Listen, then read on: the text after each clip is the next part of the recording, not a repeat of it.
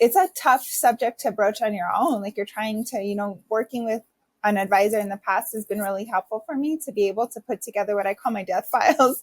I like to make jokes, in case I go first, my husband will see that, hey, she's labeled this the death files. She's like silly, right?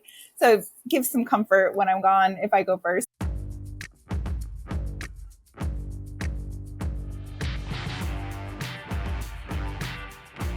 Hello, everybody, and welcome to this episode of the Framework Podcast. I'm your host, Trujillo Limón, and this month on Framework, we're talking about estate planning and longevity planning. And I'm really excited to be joined by Andres Mazabel of Trust and Will. Andres, welcome to the show, and thanks so much for making time for us. I'm super excited to be here. Thanks for the opportunity. Excited to talk all things estate planning and Trust and Will and how I help advisors. So thanks for having me. Awesome. So let's get right into it. So let's tell our listeners a little bit about your journey into the financial services industry, into Trust and Will ultimately. Yeah, absolutely. So spent about a decade, almost about actually 13 years in private banking. So had my license. I worked very closely with advisors. Actually, most of our engagements were always with a financial advisor. And in private banking, I was obviously exposed to a lot of things in the financial planning space. And one of the things, unfortunately, was clients passing away. I would be usually the point of contact when someone passed. And most of the time, there wasn't an estate plan in place. So I was, going through the process of setting up an estate account. And one of the biggest things that I always saw, I think in my first few cases, it's just seeing how big of a challenge and how surprised people are on what it means to die without an estate plan. So long story short, I saw that pain. And then from there, 13 years after, I was like, I have to go do something else in my career. I was like, that soul searching, what's next? I don't want to be in banking investments like the rest of my career. So I left, and I've been at Trust and Will for about 4.5 years. And some of those challenges and pain points that I saw for so long is what we're helping solve at Trust and Will. We've helped close to about 1 million families and individuals set up an estate plan.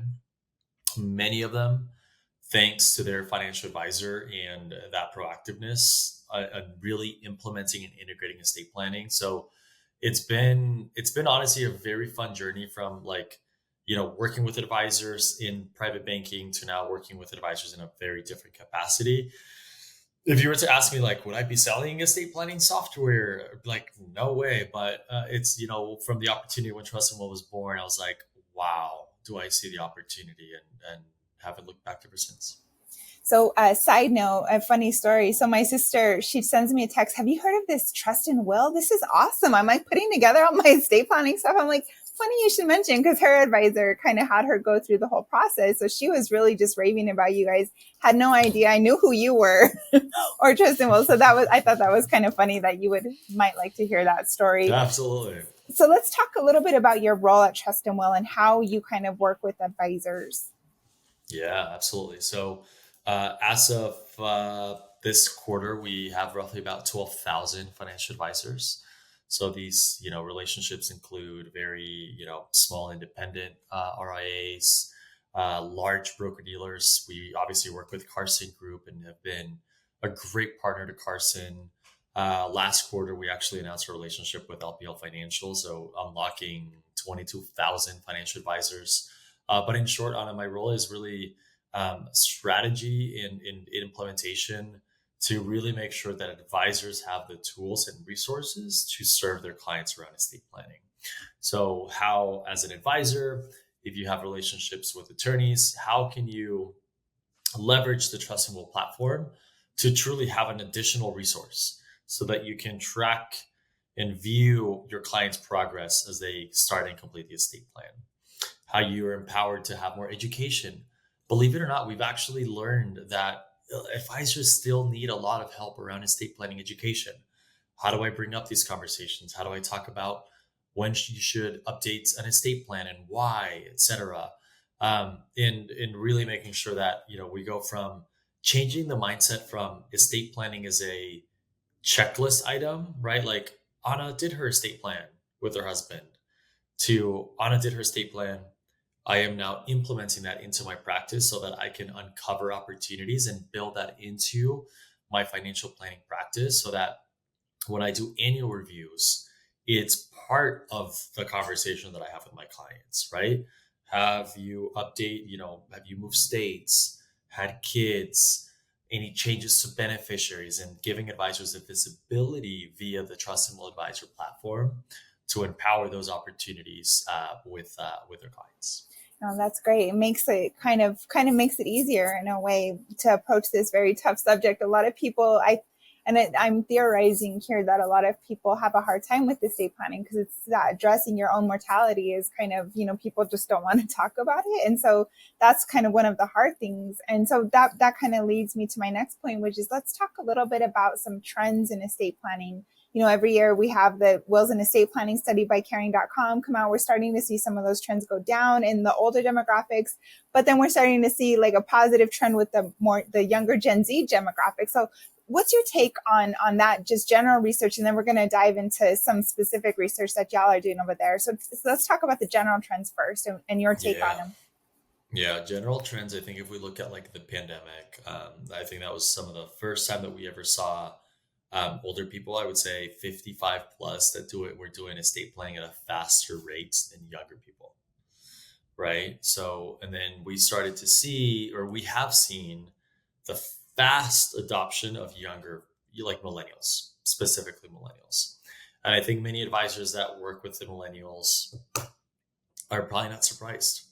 Millennials are now this time in this, frame of what are all the things I should be doing to create that financial independence, security, and to protect my family, right?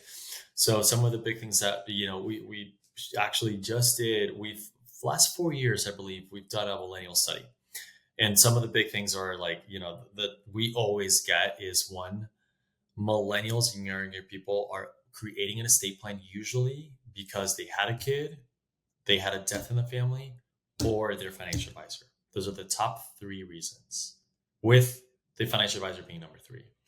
And then in this last survey, this past year, we actually included questions in the survey that were specifically around financial advisors.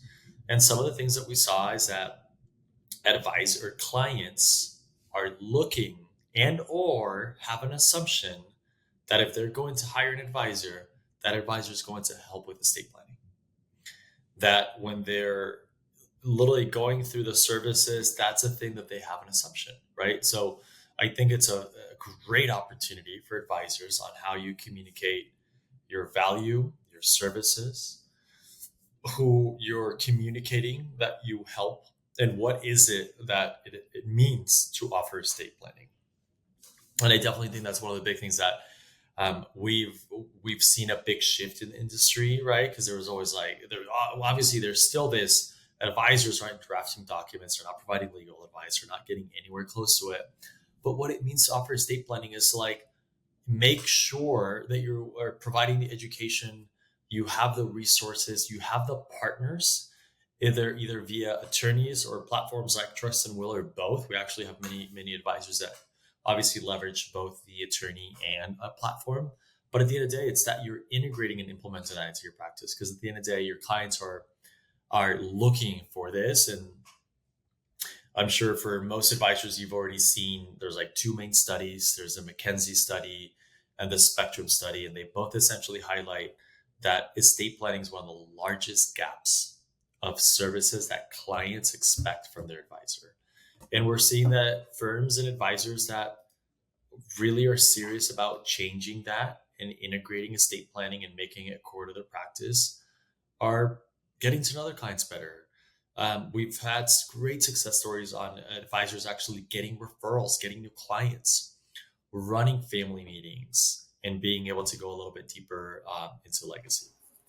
Yeah, I saw. I can't remember where I read it, but it was just yesterday that there was an article about like the main reason consumers in general will break a relationship with a provider is because what they expect and what they're getting delivered to them is not lining up, right? So there's this assumption these clients are going in there with an assumption you're going to help with my estate planning, and then they're not providing that. There's a big risk there that you're going to lose some clients. So that's a very good point. So let's talk a little bit about your millennial study. You've been doing it for such a long time, or a few years, you said. Let's talk about this year's study, or the latest study in particular, and the top 5 takeaways that you think our listeners should know about. If you see me looking here, it's because I pulled it up. I don't want to misquote it. So one Yes. is 48% of respondents in the survey are interested in having a financial advisor help with estate planning. So I want, like, almost 50% have this assumption that if I'm hiring an advisor, I'm expecting the advisor to help me with estate planning. Number 2 is 23% have included hiring a financial advisor as part of their 2024 or 2025 goals.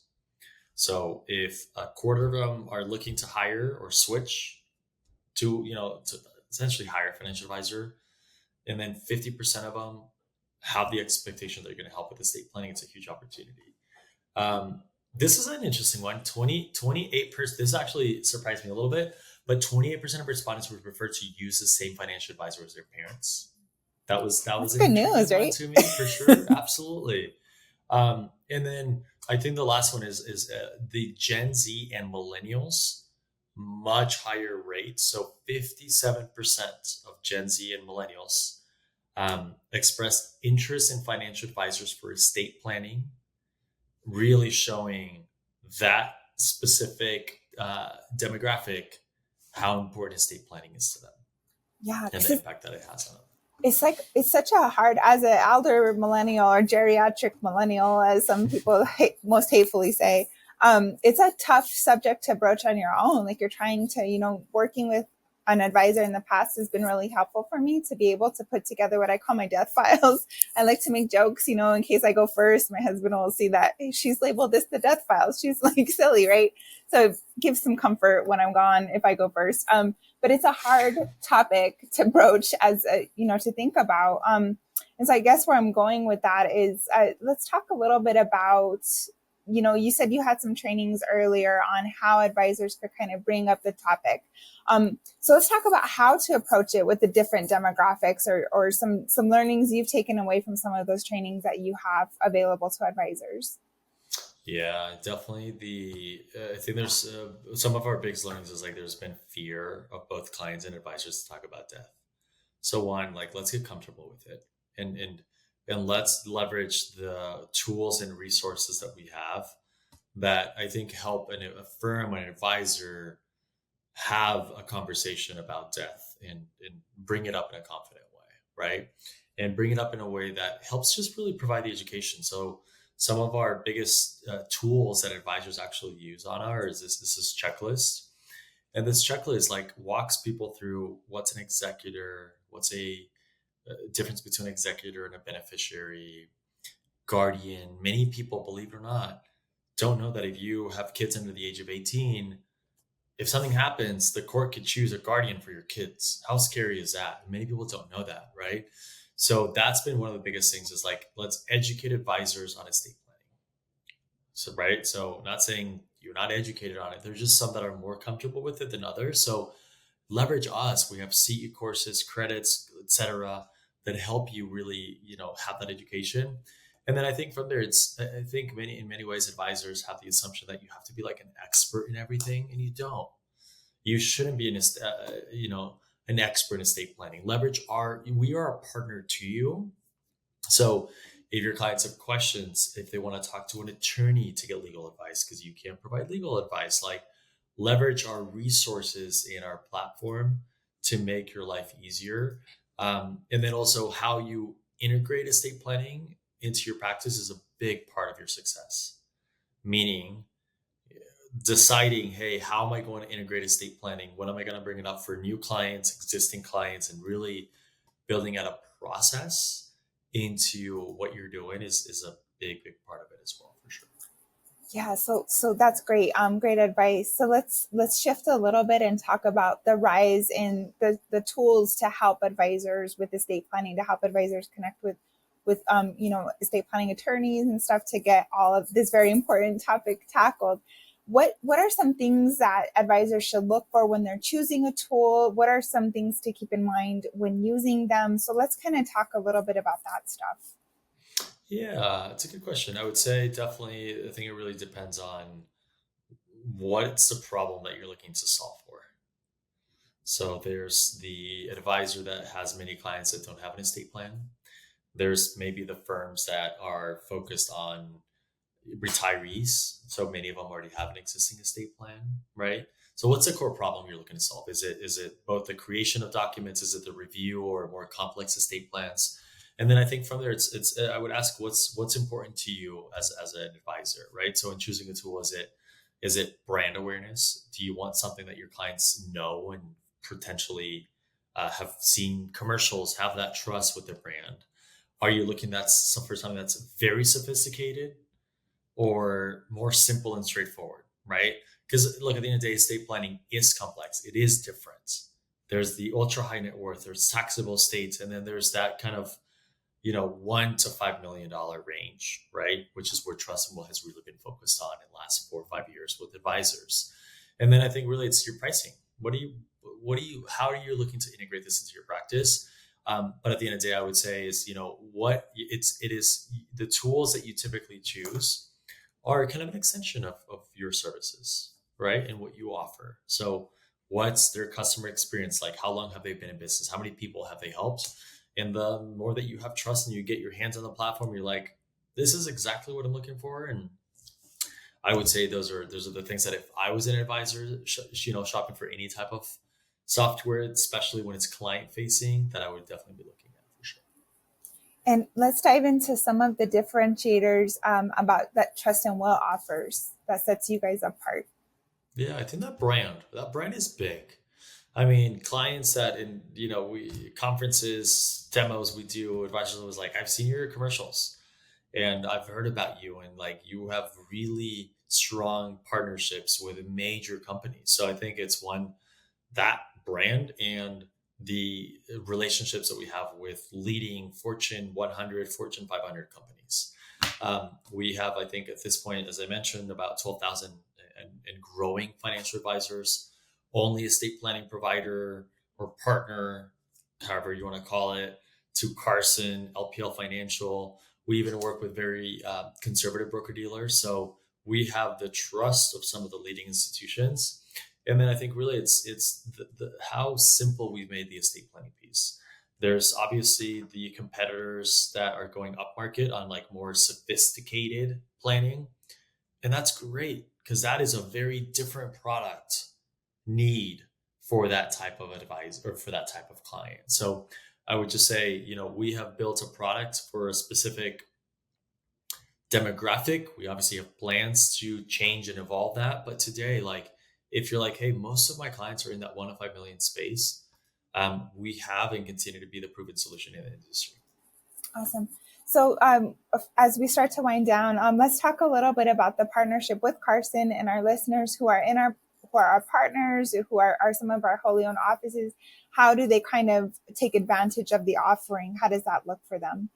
Yeah, I mean, for within Carson, there's a training card you can go through. You can actually go. There's a training video. All these resources that we built with Carson. There's actually a specific landing page that takes you there. You can go through, get started, discount available for your clients as they go through that process.